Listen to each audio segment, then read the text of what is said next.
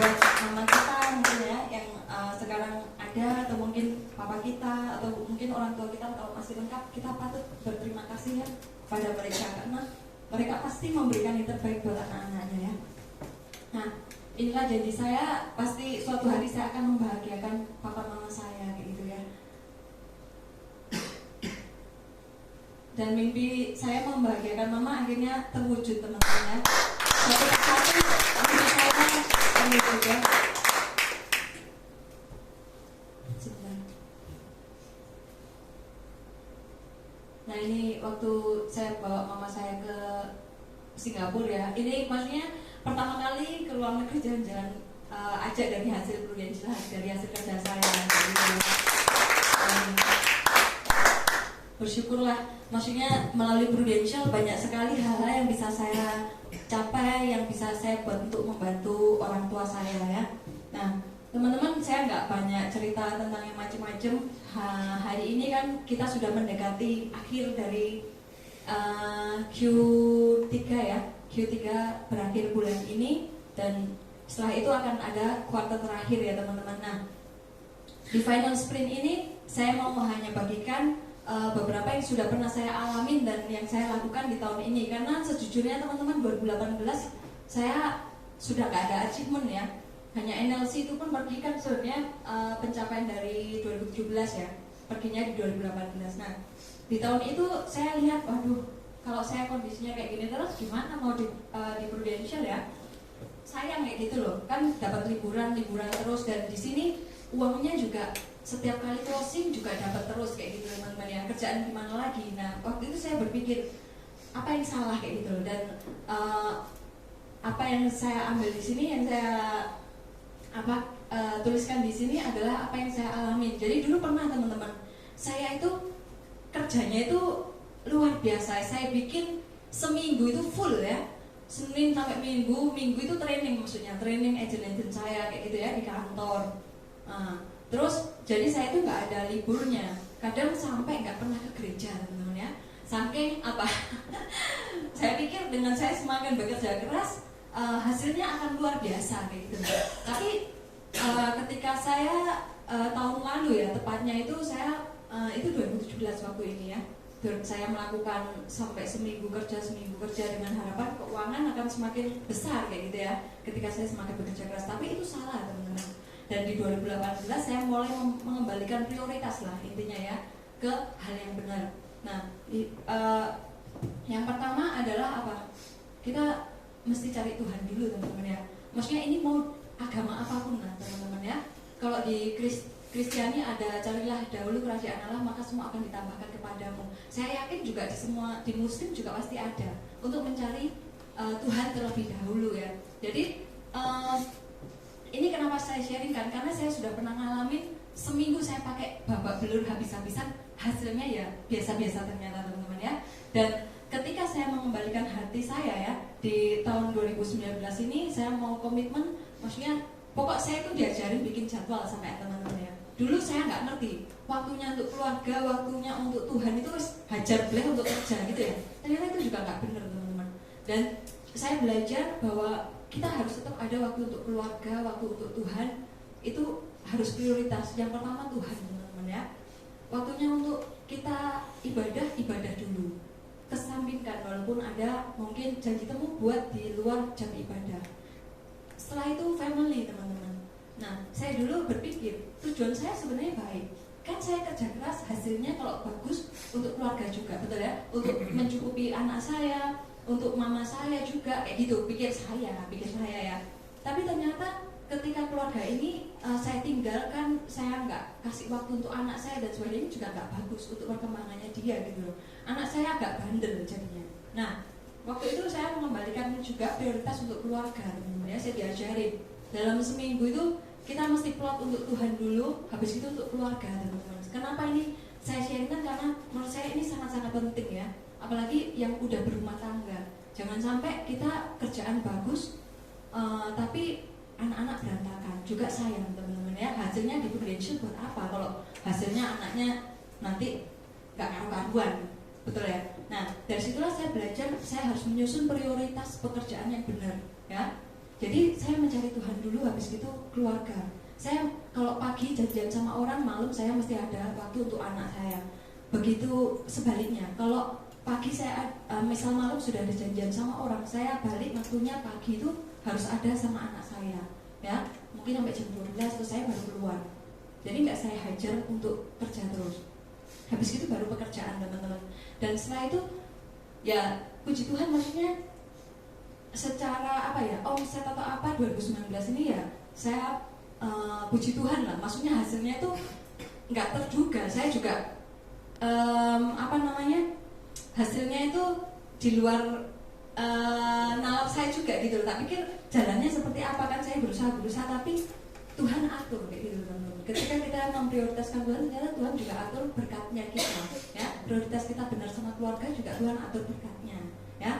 Nah, terus yang kedua ini sebenarnya setelah itu fokus terhadap goal yang jelas, sama dengan yang Pak Sunyoto tadi sampaikan ya, mesti ada agenda kerja. Itu saya setuju sekali, karena dulu mungkin ada tapi ya agak amburadul gitu ya. Tapi mulai 2019 ini saya juga sangat ingin sekali, why-nya memang harus kuat kayak tadi ya. Saya memang bergerak untuk sukses itu yang pertama untuk mama saya ya dulu, dan yang sekarang plus ketambahan untuk anak saya pastinya, untuk keluarga saya ya.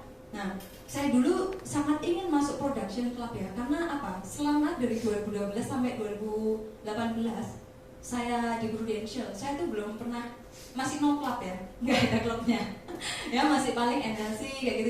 Jadi saya pengen banget teman-teman.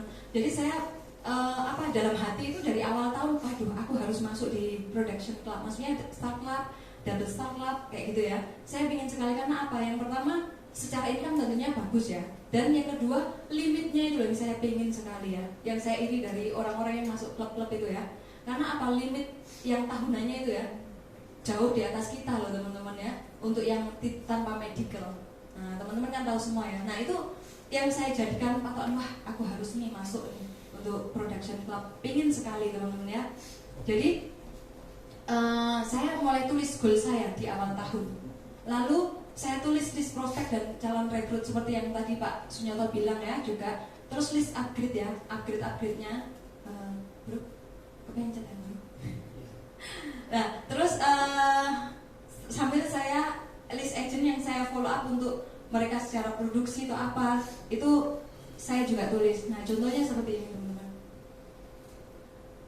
Oh, kenapa kita mesti fokus ya teman-teman, dan harus punya goal. Maksudnya harus punya ini, tulis goal seperti itu ya, calon prospek, rekrut ya, upgrade, agent. Karena ketika kita fokus teman-teman, misalnya saya punya goal nih start club kayak gitu ya. Ketika kita fokus dan niatkan, maka energi besarnya kita akan mengalir ke sana teman-teman ya. Jadi kita hatinya kita, tindakannya kita akan mengarah ke sana karena goal kita jelas ya. Saya di awal tahun teman-teman ini ya, kalau target kita jelas juga punya target yang jelas itu berusaha membidik sebuah target bisa saja melelahkan, tapi kalau berusaha tanpa target yang jelas juga lebih pasti melelahkan teman-teman ya. Jadi kalau kita nggak punya gambaran goalnya kita tahun ini apa, ya tambah nggak akan kemana-mana ya. Mungkin kita berusaha, misalnya kita udah punya goal, mungkin untuk berlari ke sana juga butuh usaha yang lumayan, tapi akan jauh lebih mudah teman-teman daripada kita tanpa ada tujuan tahun ini sama sekali ya. Ini yang saya tuliskan di awal tahun teman-teman ya. Saya waktu itu berpikir, wah aku mau nambah income 30 juta deh tahun ini kayak gitu ya. Dan ini saya tuliskan ya waktu awal tahun.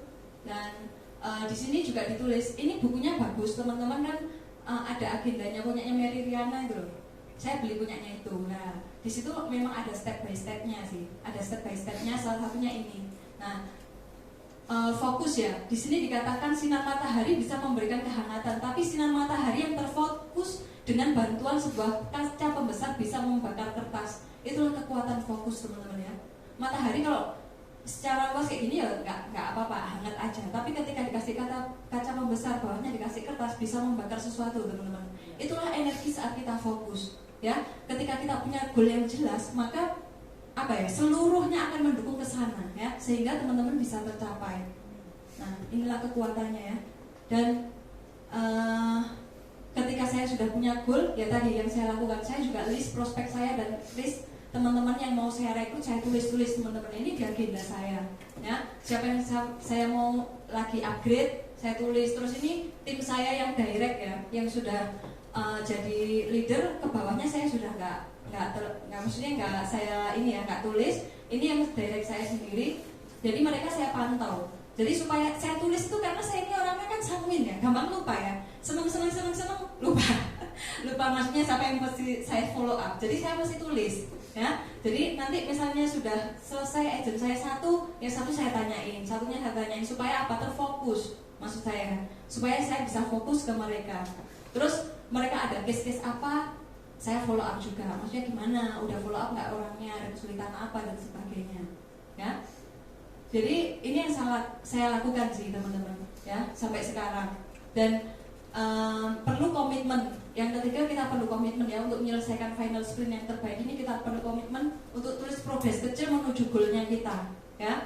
Jadi kayak pencapaian apa ya, misalnya kontes-kontes kecilnya, kayak kalau leader itu kan ada yang Vietnam seperti itu ya. Itu saya tulis di belakangnya buku agenda saya teman-teman. Ini progresnya sampai mana, sudah berapa API, sudah berapa agent kayak gitu. Jadi saya detailkan supaya benar-benar apa bisa achieve kontes yang diberikan oleh Prudential.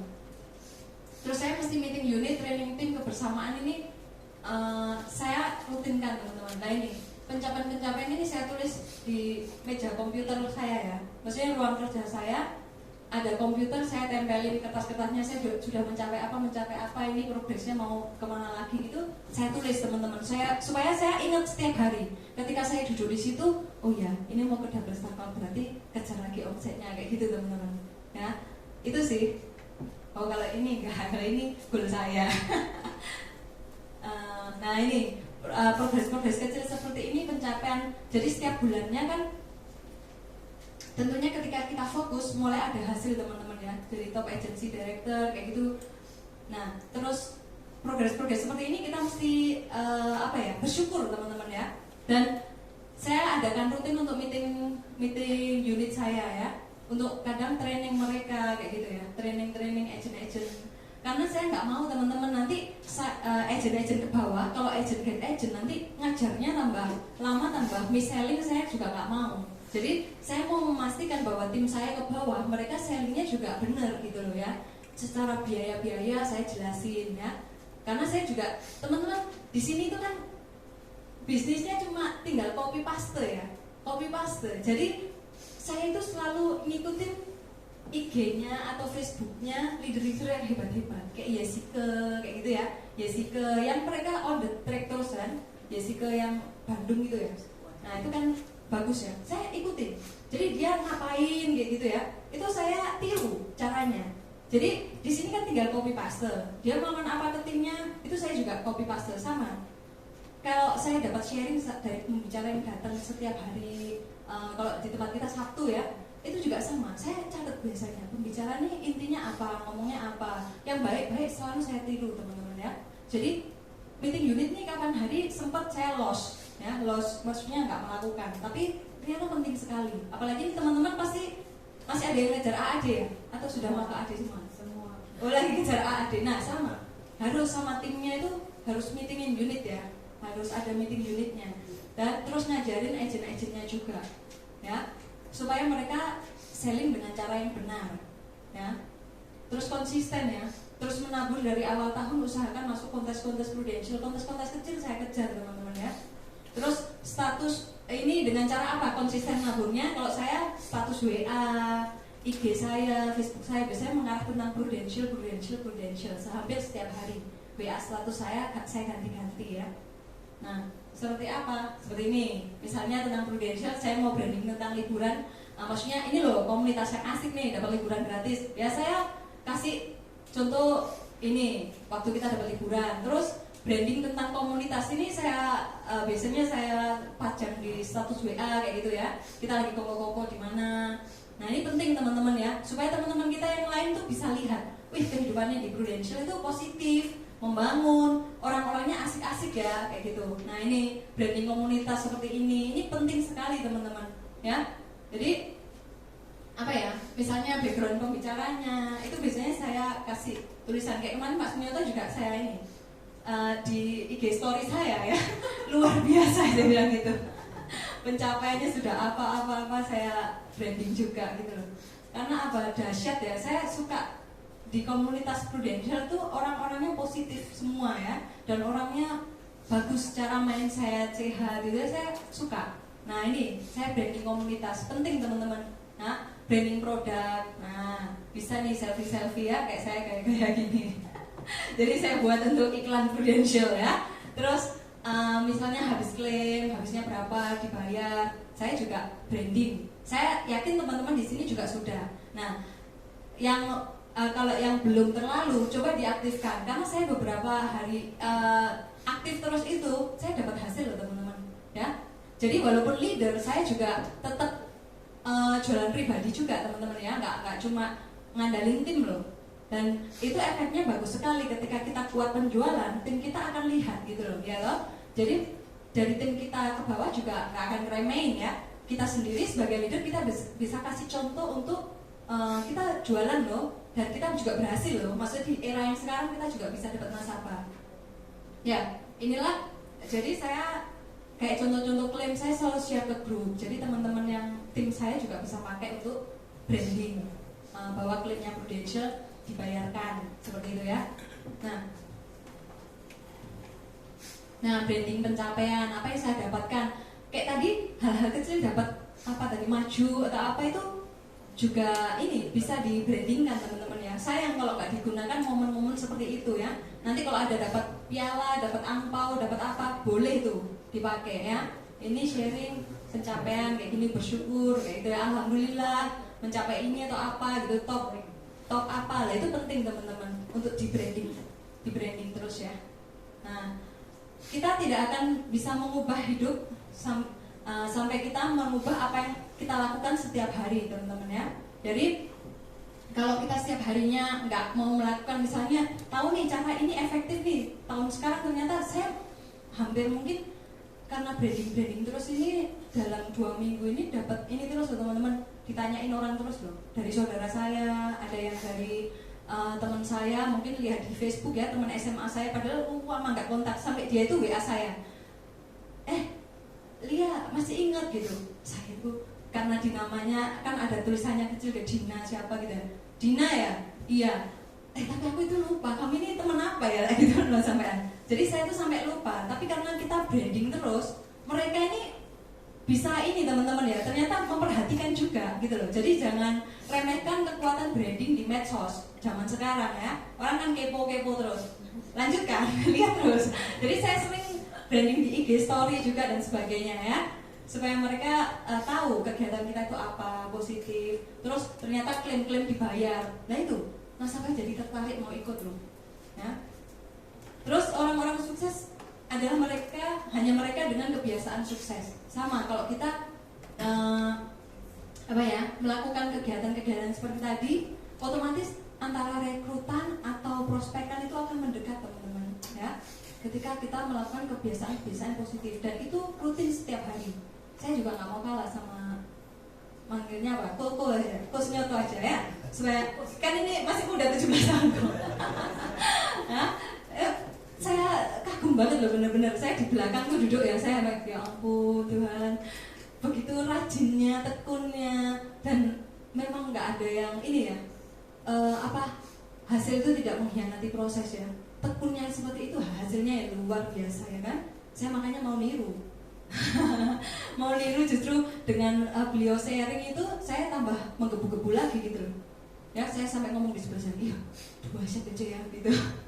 Ternyata ini dahsyat Pak, wajibnya luar biasa kayak gitu. Nah terus selalu upgrade teman-teman ya, kapasitas diri dengan ikut Power Day seperti ini ya, ikut kelas-kelas keuangan, pengembangan diri itu selalu saya ikutin ya. Kayak ini ikut kelasnya Indra Sensei ya, untuk money management spesialis kayak gitu saya ikut teman-teman.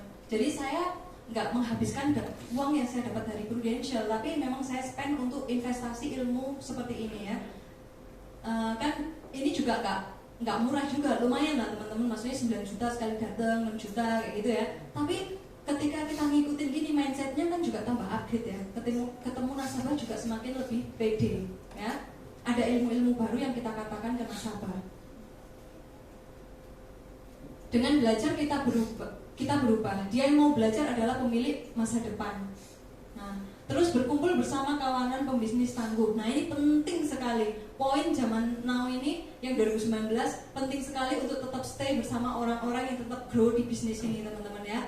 Jadi jangan pernah tinggalkan komunitas karena itu sangat membuat kita tetap kuat di bisnis Prudential. Tetap melekat sama Ko Kanho, sama Ko Sunyoto ya, sama Cece Popol ya Ce.